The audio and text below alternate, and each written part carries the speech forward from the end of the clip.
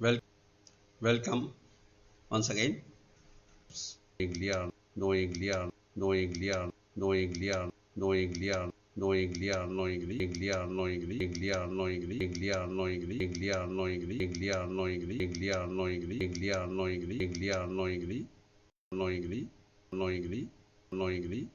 Unknowingly.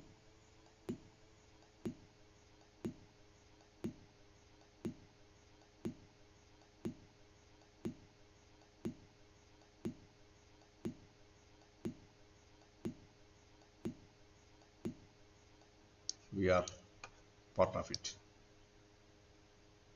So, you know what is fintech? We have studied finance and its impact on traditional financial institutions. And what are the key trends like blockchain, artificial intelligence, and something called open banking, where financial institutions share the data with other companies, like banks are sharing the data with GP and others. Just example. So financial innovations like online payment, digital payments, and online investments. There are many more emerging. So what we are going to do today? Today, can you guess the topic? Like we have here one side charts. Can you identify the trends in the chart? What are the factors that might be influencing the data? Make a guess. The bottom left one is the time series analysis. So on financial decision making, what kind of financial decision the people are making? That can be on investments, that can be on crowdfunding, what decisions we are making. That's very, very important. Now, yes, as you guessed, we are discussing about the importance of data analytics in financial services. In fact, this is the crux of these codes, like the merging of data analytics and technology with the finance. That's what we call financial technology, or fondly in short we call it fintech. So what is the importance of it? So the risk management, we are now in a better position to do manage our risks. Like we have the online tools and we have the financial tools. Through this we can forecast, we can check the frauds. So the transparency is enabled. These all are the benefits, and this is in other words this is the importance. Now we have improved customer experience. Now because of transparency, because of openness, so customers are able to see for themselves. Now as customers we can log into our accounts, bank accounts, and we can see for ourselves. So what is the status of our transactions, and what is our portfolio, and even that's in insurance also. So financial institution on one side, financial institutions are able to provide a best customer service to the customers, and other side customers are empowered, customers are better informed.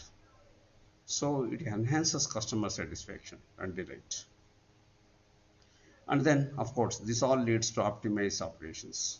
So more efficiency, reduce waste, reduce cost, and remove the bottlenecks. So we are heading towards, already we are there, we are heading towards a better world, better finances, and better financial management. So what are the real life case studies? We have credit scoring. Some of you might be knowing what is meant by credit scoring. The best example people understand is something called CIBIL score. So through this, the finance credit worthiness of a person can be assessed. So lenders use that data and using the analytics, the credit scoring of people, uh, to enable them to make a decision whether to lend them or whether to provide loans to the people or not. So that it's the real life examples. Now all banks do when we ask for a loan or something. Then detecting frauds. So because the transactions are online, it is transparent.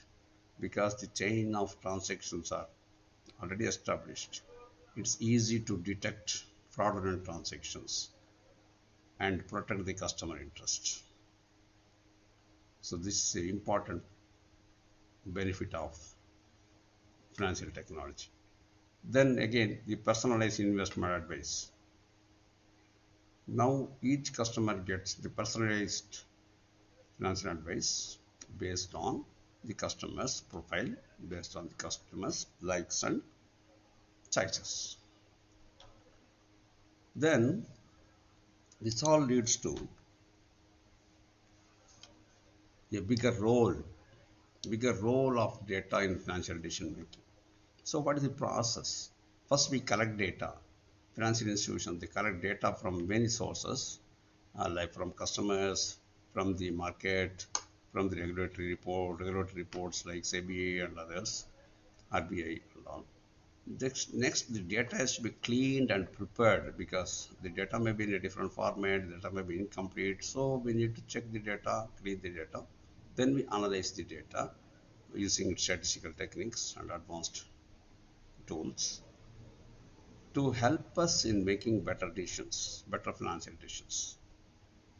So now you must be clear to you what is the role of data in financial decision making, because we talk about data driven decisions. Fine. Now we have many analytical tools and techniques for financial services. We have statistical analysis like regressions, hypothesis testing, and time series analysis, many things. And we use machine language, like we use many different algorithms like decision trees and vector machines, neural networks. So we can segment the customer in a better way. The customer segmentation will help us through something called clustering techniques. We can use customer segmentation. So we can reach the customer, we can provide customized solution to the customers. So of course, big data analytics with the tools like Hadoop and Spark, they help us to process large volume of data. So we can find out the hidden patterns so that and trends we can come to know before they actually emerge. That's the advantage of financial fintech, financial analytics. Fine. Now, what did you learn today? See, we will test like a case study approach. Like a bank is experiencing a surge in fraudulent credit card applications. So what type of data analytics could be used to identify the potential fraudsters? That's the first question. The second question is, investment firm wants to personalize investment recommendation for its clients. The question here is, what kind of data should the firm analyze to understand client risk tolerance and financial goals? See, the identification and sourcing of correct data is very important for making analysis and making decisions. The possible answers could be like for the bank, for finding out, identifying potential fraudsters, regression analysis, decision trees and time series analysis will be useful. And for the investment firm to find out client financial goals and tolerance, their transaction history, the market data, and customer demographics, like the customer's age, income, education, this all will be helpful. Hope you learned today. So, what is the summary? What did we learn today? Data is the new currency. In fact, data is the new oil, people say. So with the data, we can make wonderful decisions. Of course, we need to process the data in an appropriate way.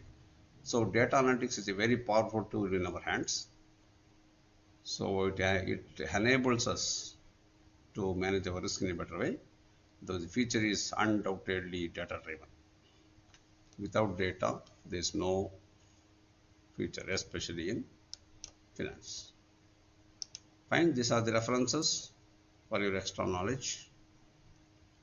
You are with Dr. Maharajan on your mission on knowledge sharing. Watch out for more videos. Until then,